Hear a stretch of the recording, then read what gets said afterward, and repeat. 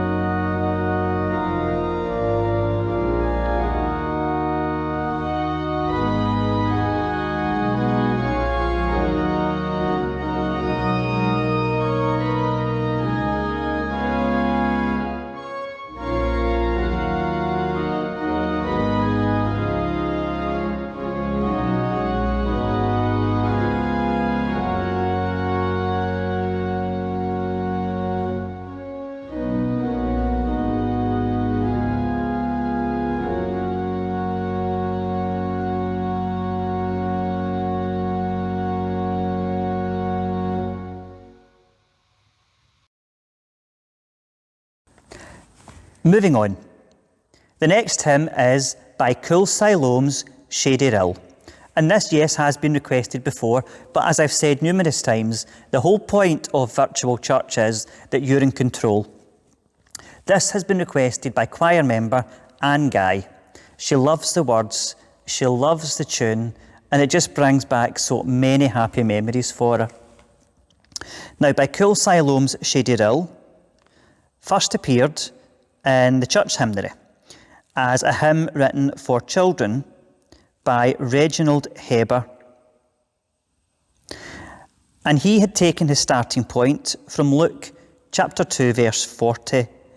The child grew and became strong, intending to help children be ready for the realities of life. However, the revised church hymnal refocused it as a baptismal hymn, deleting the two middle verses, the verses about passion and sorrows. and this, sung to Belmont, became very popular. Its successor, Church Hymnary 3rd edition, excised the references to Siloam and the Rose of Sharon as having no link with baptism, keeping only the last 2 verses and inserting introductory verses by Thomas Hoyes. Songs of God's People, which some of you may remember as a supplement to CH3, way back in 1988, bowed to popular demand and restored this much-loved song with its images and memories for people. However, it also brought back the verses about maturer age, and the hymn is now as its author intended it. Church Hymnary 4th edition adapted it for its family section. However, CH3, which some people liked, some people hated, we kept the CH3 version in Church Hymnary 4, Our Children, Lord, in Faith and Prayer, with the original 2 verses. However, Anne's request is by Cool Siloam's Shady Rill to the wonderful tune of Belmont.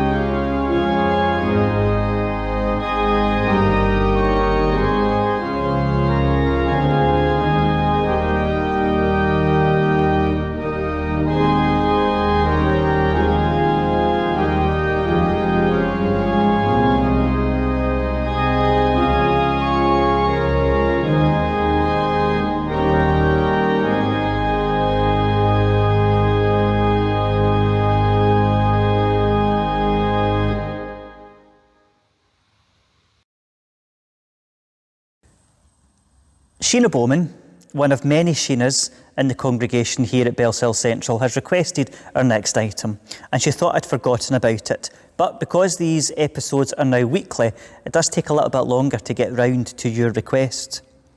Her request is for the song, Bless This House. Now, Bless This House was a song published in 1927. The words are written by an Englishwoman called Helen Taylor.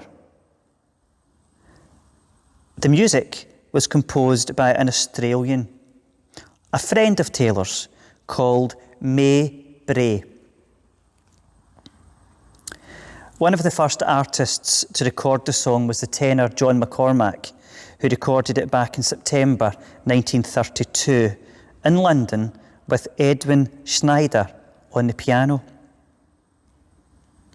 Now, in the United States, this song is strongly associated with Thanksgiving and is often sung around this time. It was a favourite of Vera Lynn, the British World War II Forces sweetheart, and it appeared on a 1972 album called Favourite Sacred Songs. It's a song that many of us will remember. I remember it, family members singing it and me playing it. Others will remember singing it themselves. However, the words are really quite beautiful and the music is lovely as well. So thanks, Sheena, for requesting Bless This House.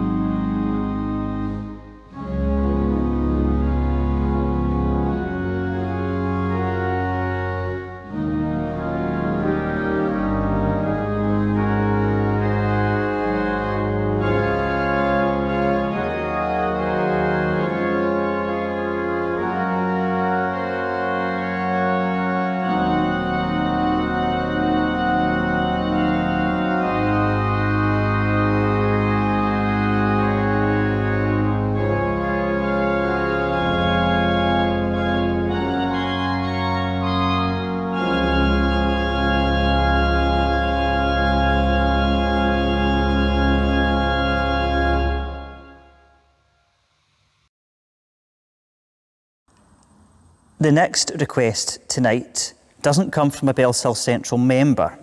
It comes from a Bellshill Central member's cousin. It comes from the cousin of Hugh Ainsley, and his cousin is Nancy Kirkwood. Nancy lives in Girvan and is missing getting to church And unfortunately, she's not able to take part in any of the activities that they do. However, she is able to tune in and enjoys our own services here at Bellshill Central, done online, and these virtual churches with the organist entertains. And she asked via Hugh for a request. Make me a channel of your peace.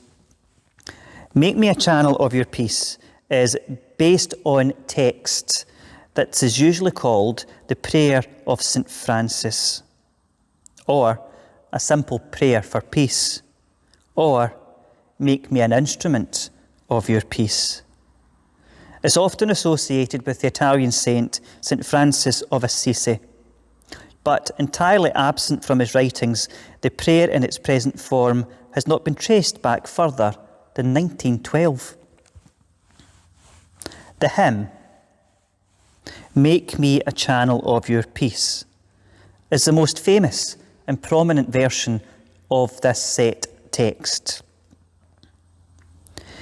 It was written in 1967 by Sebastian Temple, a South African songwriter who had become a Third Order Franciscan.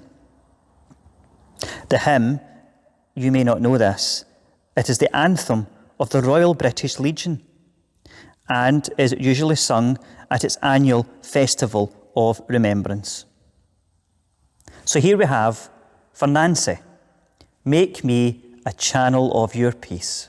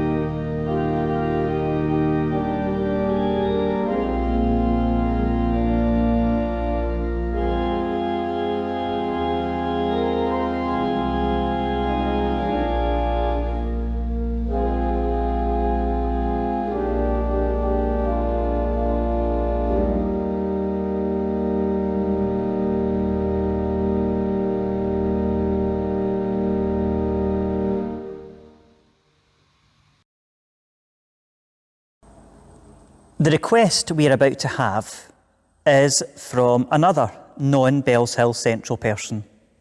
And it's just wonderful that so many people from out with our church community are taking part. We are quite literally reaching outside of these four walls. As we say most Sunday mornings when we post our link details for our service onto Facebook and Twitter and the likes, it has a tagline, The doors may be temporarily closed, but the church is alive and active. And I suppose these Organist entertains with your virtual church as a way that we're able to reach out to people without actually having the front doors open. So this request comes from David Finlay, who is a member of Calderbank Parish Church just outside of Airdrie. He has requested the grand Welsh hymn of Guide Me, O Thou Great Jehovah, of course set to the even grander Welsh tune of Cwm Rhondda. Now, the tune Cwm Rhondda takes its name from the Welsh Valley, the Rhondda Valley, and the hymn tune was written by John Hughes around 1907. The text of Guide Me, O Thou Great Jehovah was written by William Williams, and he is quite rightly known as Wales's premier hymnist. He's also rated one of the great literary figures for Wales as a writer of poetry and prose. And in religion, he was among the leaders of the 18th century Welsh Methodist revival. Now, our minister here, Kevin, was brought up within the Methodist tradition back in South Africa, so I'm sure that this hymn means a lot to him as well with his Methodist traditions. And thank you, David, for requesting such a great hymn. Guide me, O thou great Jehovah, pilgrim through this barren land.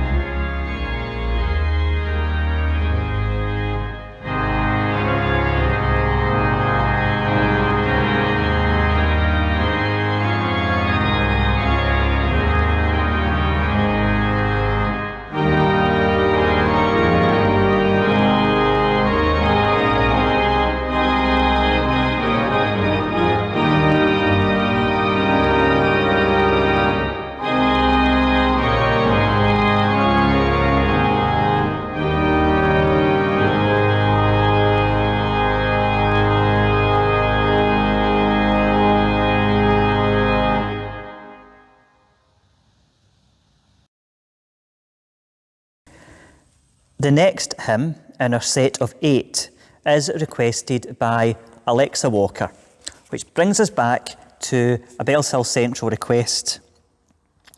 This request from Alexa, it brings back memories of her mum, who used to sing this song to Alexa's 2 boys.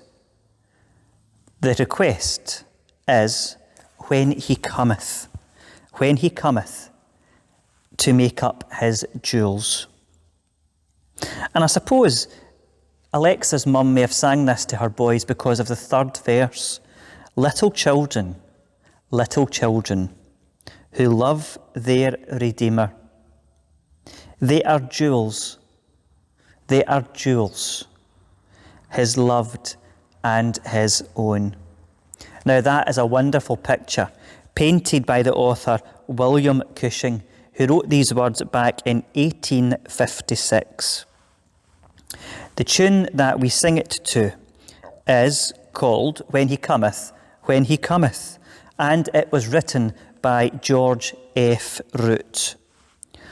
It's not a song which me, being a youngster, was particularly aware of, but once I googled it and found it, I was kinda familiar with it, and the more I played it, I thought, I quite like this.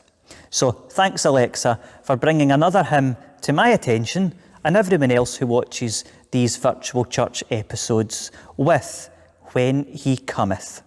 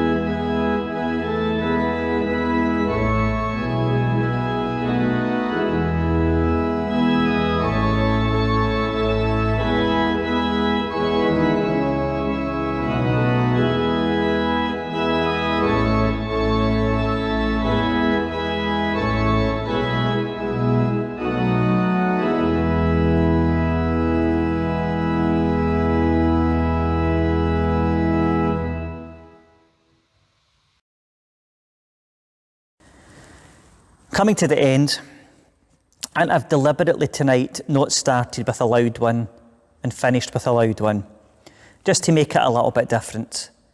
The penultimate one is the loud one. It's been requested by Ed Anderson, who has become a close friend of us here at Bellshill Central, and he is an avid follower of our virtual church episodes. Now, his request, when it came through, I just saw the title of it and thought, it's a great tune. It is Glorious Things of Thee Are Spoken. Now, we usually sing that to the Austrian hymn. Da-da-dum-bum-bum-bum-bum-bum. However, that's not what he would like us to sing it to. The words, which we know, Glorious Things of Thee Are Spoken, Zion City of our God, were written by John Newton in or around 1779. The tune is by Arthur Sullivan, and it is Lux Eoi. Now, Lux Eoi was written by Arthur Sullivan in 1874.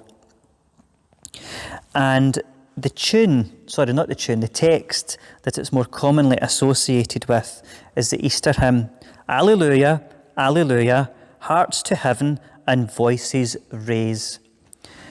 It is a wonderful song, and it is in CH4, so perhaps we will use it from time to time at Bellshill Central. It's got some really lush harmony in the middle of it, and I'm sure that you'll all enjoy singing it once you've figured out that it's not the usual tune Austrian hymn. So thank you, Ed, for another of your great requests. Of glorious things of thee are spoken.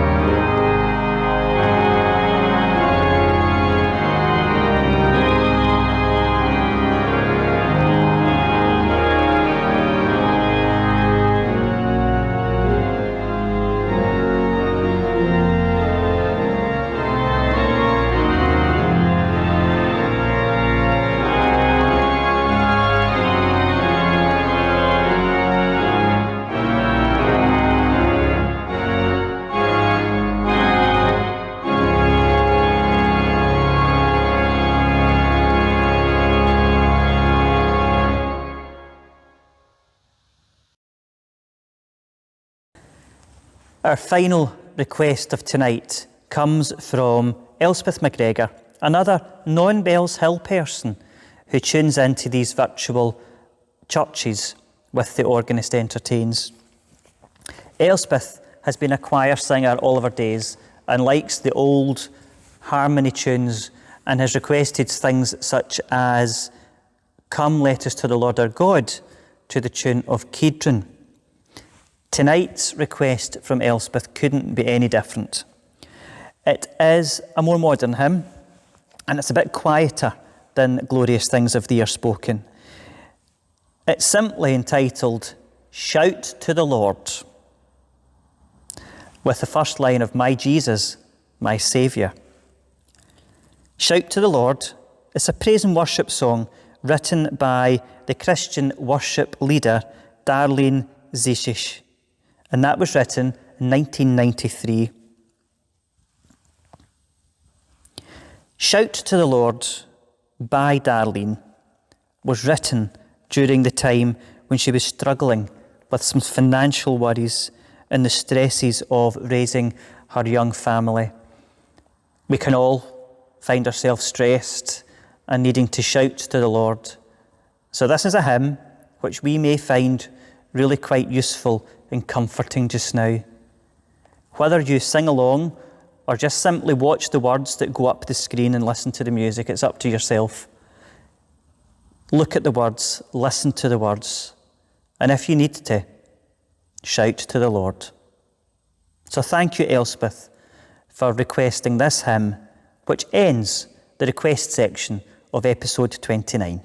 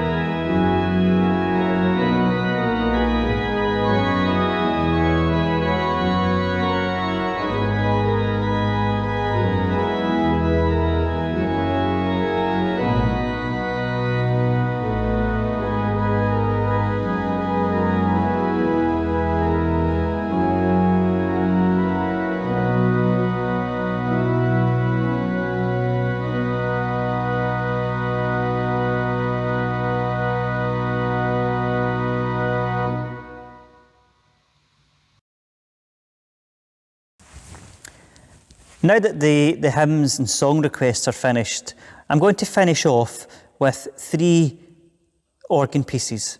2 shorter ones and 1 longer, louder one. The first is a short piece by Bach, simply entitled Pentecost. In church, normally this would be played by me during the offering or before the service begins on Pentecost Sunday. So we weren't in church in May. In fact, we've not been in church since March. So I found this and thought, I'm going to play it in 2020. Maybe not in May, but in September for our virtual church. So enjoy this shorter piece. And if you're a Bellshill Central person, you probably will recognise it, because I've probably played it for at least the last 6 years.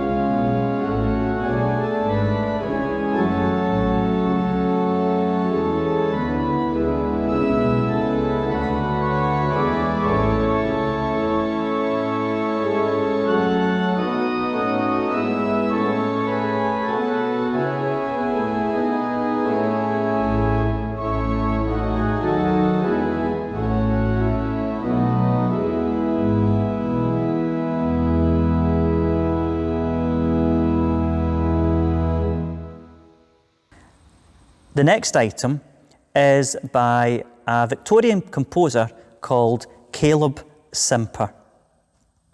He was prolific in the output of music that he gave us. He wrote anthems and cantatas, and he wrote organ music. I have a collection of his organ music. I can't remember how many volumes that I have, but there are quite a few of them. And they have different coloured jackets. This one is kind of a bluey, greeny one. And in it, there is an opening voluntary. And that's what I play tonight for you. It uses just 2 stops on the manuals. It uses what would be our swell principal stop, and that's our violin diapason. And it uses the quieter of the 2 diapason stops on the great. We'll call that the small open diapason. And then we've got the 16-foot pedal burden. So this gives you a proper true organ sound for his opening voluntary.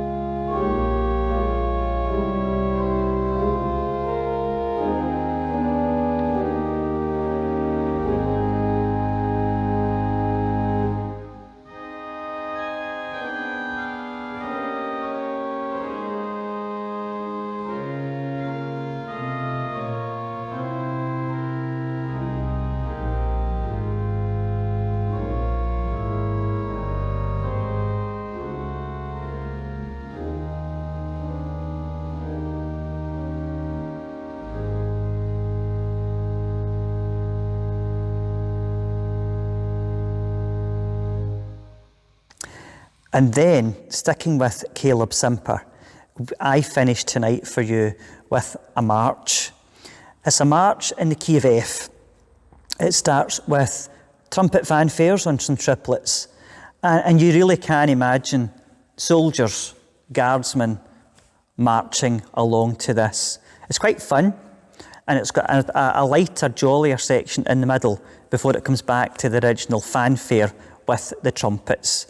So for those of you who like the quieter pieces, I'd probably suggest you turn the volume down a little for this, especially you, Anne Maguire. Anyway, good night, stay safe, and we'll see you next week for episode 30.